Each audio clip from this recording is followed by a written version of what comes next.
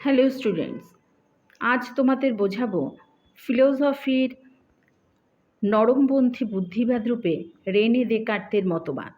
তো এই Rene Descartes ইনি হলেন একজন বুদ্ধিবাদী দার্শনিক। ইনি আধুনিক দর্শনের জনক। আধুনিক পাশ্চাত্য দর্শনে বুদ্ধিবাদী দার্শনিক হিসাবে এই রেনে দেকার্তের নাম কিন্তু খুবই উল্লেখযোগ্য। তো এছাড়াও আছে স্পিনোজা, লাইবনিজ, ভল্ফ। এদের মধ্যে কিন্তু এই দেকার্ত হলেন নরমপন্থী বুদ্ধিবাদ দার্শনিক হিসেবে খ্যাত। তাকে কিন্তু আধুনিক দর্শনের জনকও বলা হয়। আচ্ছা, এই রেনে দেকার্ত তিনি কিন্তু ধারণা সম্পর্কে যখন তিনি বলেছেন, তো তার মতে হচ্ছে ধারণা হলো জ্ঞানের উপাদান। অবশ্য যে কোনো ধারণা কিন্তু জ্ঞানের উপাদান নয়। তিনি স্পষ্টতা ও প্রাঞ্জলতাকে ধারণার সত্যতার মানদণ্ড বলে উল্লেখ করছেন। যে সমস্ত ধারণা স্পষ্ট, প্রাঞ্জল, সেই সমস্ত ধারণা হলো জ্ঞানের উপাদান। এক্ষেত্রে দেকার্তের মতে ধারণা কিন্তু দেকার্ত বলেছেন তিন প্রকার। এই তিন প্রকার ধারণা হচ্ছে আগন্তুক, কৃত্রিম আর সহজাত ধারণা। ইন্দ্রিয় অভিজ্ঞতার মাধ্যমে বহির্জগৎ থেকে প্রাপ্ত ধারণাকে বলা হয় আগন্তুক ধারণা, যেমন পাহাড়, পর্বত ইত্যাদি ধারণা। আর এই ধারণাগুলো কিন্তু কখনো সত্য আবার কখনো মিথ্যা হয়। এই ধারণাগুলো কিন্তু পরিপূরক বস্তু বাহ্য জগতে কখনো থাকে, আবার কখনো কিন্তু থাকে না। এবার বলি আগন্তুক বা কৃত্রিম ধারণা সম্পর্কে। দেকার্তের মতে এই যে কৃত্রিম বা আগন্তুক যে ধারণা, তাদের মতে দেকার্তের মতে হচ্ছে আমাদের মন কতগুলো ধারণা গঠন করে।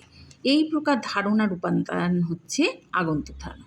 অর্থাৎ বিভিন্ন ধরনের ধারণাগুলোকে পরস্পরের সঙ্গে যুক্ত করে আমাদের মন যে ধারণাগুলোকে গঠন করে বা উৎপন্ন করে সেগুলোকে বলা হয় কৃত্রিম ধারণা, যেমন সোনার পাথর বাটি ইত্যাদি। এই সমস্ত ধারণাগুলো কিন্তু মিথ্যা। এগুলোও কিন্তু পরিপূরক বস্তু বাহ্য জগতে কখনো থাকে না। এই ধারণাগুলির ফলে অর্থাৎ ইন্দ্রিয়লব্ধ ধারণা সন্দেহাতীত সুনিশ্চিত জ্ঞান কখনোই দিতে পারে না। এই দুই প্রকার ধারণা কিন্তু ধারণালব্ধ জ্ঞান অস্পষ্ট এবং অস্বচ্ছ। আচ্ছা, এছাড়া দেকার্ত কিন্তু তৃতীয় প্রকার যে ধারণার কথা বলেছেন সেটা হচ্ছে সহজাত ধারণা। এই সহজাত ধারণা সম্পর্কে বলেছেন যে জন্মের সময় মানুষের যে ধারণাগুলো নিয়ে মানুষ জন্মায় সেগুলো হচ্ছে সহজাত ধারণা, যেমন কার্যকারণ সম্পর্কের ধারণা, নিত্যতার ধারণা, অসীমতার ধারণা, ঈশ্বরের ধারণা ইত্যাদি। এই সব ধারণাগুলো কিন্তু স্পষ্ট এবং স্বচ্ছ। আর এই যে ধারণাগুলো কিন্তু দুরকম হয়ে থাকে। সহজাত ধারণা, সরল সহজাত ধারণা এবং প্রবণতামূলক সহজাত ধারণা। এই মানুষের মনে জন্ম থেকেই যেটা আসছে প্রথমে, সেটা হচ্ছে আমাদের সরল সহজাত ধারণা। আর পরে যেটা হচ্ছে জন্ম থেকে মনে আছে যে তা নয়, তবে এগুলোর প্রতি স্বাভাবিক ঝোঁক বা প্রবণতা মানুষের মধ্যে থাকে, সেগুলো হচ্ছে আমাদের দ্বিতীয় প্রকারের তো প্রবণতামূলক।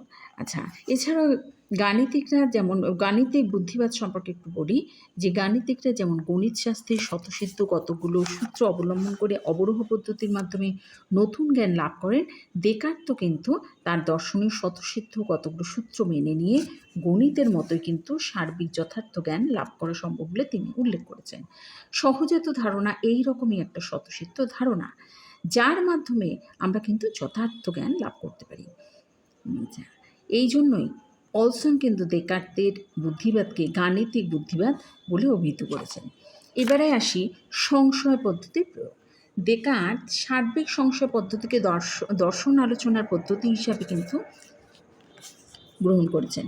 তাই তিনি এই পদ্ধতির সাহায্যে প্রথম যে নিঃসন্দিগ্ধ সত্যে উপনীত হয়েছেন সেটা হচ্ছে কজিটো আর্গো সাম। এটা এক্ষেত্রে বাংলা একটু বলি যে আমি চিন্তা করি অতএব আমি আছি। সহজাত ধারণার লব্ধ এই সূত্রটি হচ্ছে স্বচ্ছ স্পষ্ট। দেকার্তের মতে বিশ্বের যাবতীয় বস্তুর অস্তিত্ব সম্পর্কে সন্দেহ করা সম্ভব হলেও নিজের অস্তিত্ব সম্পর্কে কোনো সন্দেহ করা কিন্তু যায় না। সুতরাং নিজের অস্তিত্ব কখনো স্ববিরোধী হতে পারে না, কারণ সন্দেহ করা মানেই চিন্তা করা, আর চিন্তা করতে হলে অবশ্যই চিন্তনকর্তার অস্তিত্ব স্বীকার করতে হয়।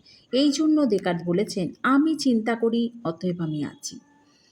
I think therefore I am or I exist. এই জ্ঞানটা কিন্তু সন্দেহাতীত এবং ইন্দ্রিয়ালব্ধ নয়, কেবল বুদ্ধির সাহায্যে এই জ্ঞানটা কিন্তু অর্জন করা যায়। এভাবেই দেকার্ত বুদ্ধির সাহায্যে আত্মার অস্তিত্বটাকে প্রমাণ করেছেন। দেকার্ত এই স্বতঃসিদ্ধ বচন থেকে বাহ্য জগতের অস্তিত্ব, আত্মা ও ঈশ্বরের অস্তিত্ব অবরোহ পদ্ধতির সাহায্যে কিন্তু নিশ্চিত করেছেন। দেকার্তের মতে সহজাত জ্ঞান থেকে যে জ্ঞান নিশ্চিত হয় এবং যে জ্ঞান সহজাত ধারণার দ্বারা প্রমাণিত, সেই জ্ঞানকেই কিন্তু যথার্থ জ্ঞান বলে তিনি অভিহিত করেছেন। এই প্রকার জ্ঞান কেবল সহজাত ধারণার মাধ্যমে বুদ্ধির দ্বারা অর্জন করা সম্ভব, ইন্দ্রিয়জ অভিজ্ঞতার দ্বারা নয়। এটাই কিন্তু তিনি বলেছেন। আচ্ছা, এক্ষেত্রে দেকার্তের এই কথাগুলির পরিপ্রেক্ষিতে একটু বলতে পারি যে দেকার্ত যে সহজাত ধারণার কথা বলেছেন সেটাকে কিন্তু স্বীকার করা যায় না। তাই জন লক প্রমাণ করেছেন যে এই ধারণা কোনো এই রকম ধারণা কোনো ধারণা কিন্তু আমাদের থাকে না।